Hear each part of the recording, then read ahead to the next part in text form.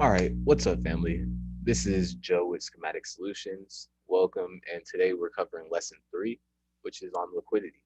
So, what is liquidity? You guys know we call this money. We call it like typically we'll just put the money bags, the dollar signs right above the lines. Now, when we say where is the money, all we're talking about, we're looking for equal highs, equal lows, which are double tops, triple tops, or bottoms. We're looking for trend lines, support and resistance, which are equal highs, equal lows. And then there is liquidity above and below every single high and low, every single lower high, lower low, higher high. There is liquidity above and beneath those. And then last but not least, overall, the opinions of the market. That's all that liquidity is. And if the best way I could describe it is, let's say price pushes up and then sells, and price pushes up again and then sells again. The next time this price comes around, there's however many people in the world literally watching the same exact chart as you. So many people trade support and resistance. So there's typically there's typically going to be a point to where price will come up and give you the opportunity to enter a small short. And this short isn't going to be anything enough for you to take partials or to be happy with. But what's going to happen is the institutions are going to notice all of these stop losses above this area. Because keep in mind, there are sellers who got in, sellers who got in, sellers who got in. So at this point, we understand there's a bunch of stop losses up here and how institutions fill their orders, literally how they are able to get their orders filled, how they put in their orders is by taking stop losses.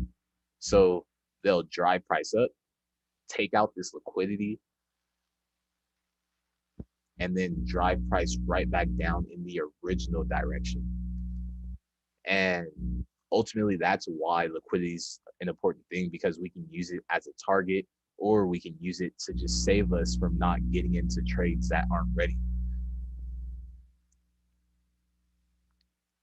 Sometimes there's times where we're looking at something and we could really just take an unnecessary lesson. But instead of taking an unnecessary lesson, we could just be patient. We say, oh, there's liquidity up there. Let me see if that liquidity gets taken. If we break structure, I will then enter off of that point of interest.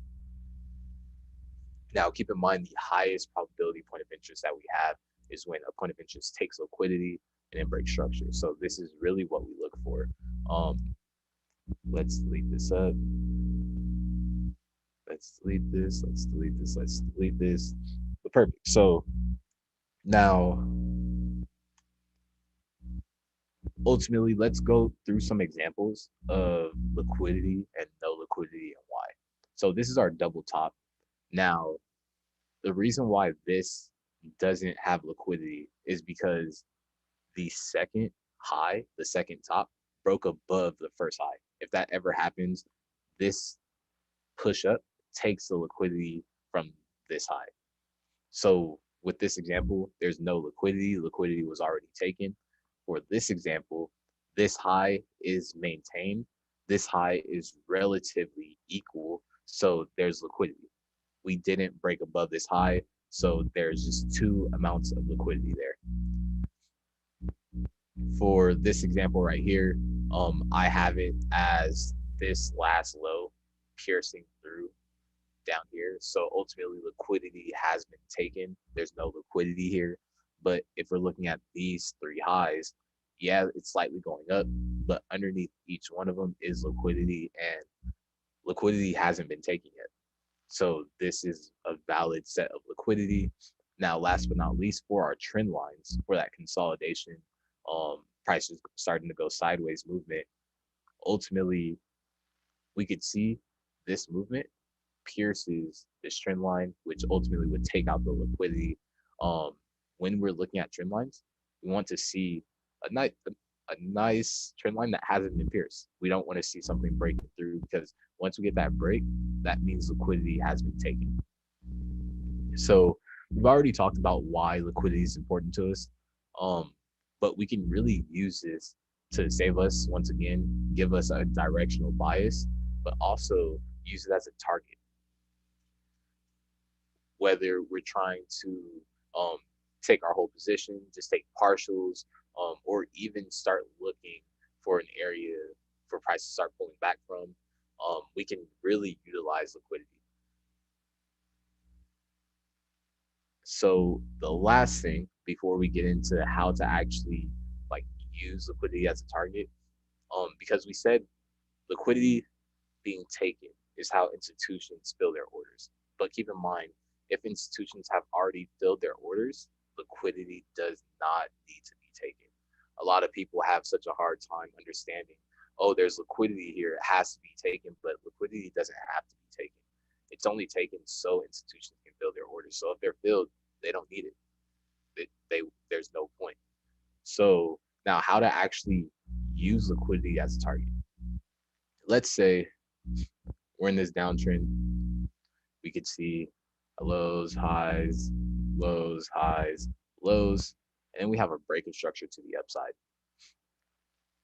So once we get that first break, we already understand we're identifying our point of interest. We have our last push down before the buy up movement.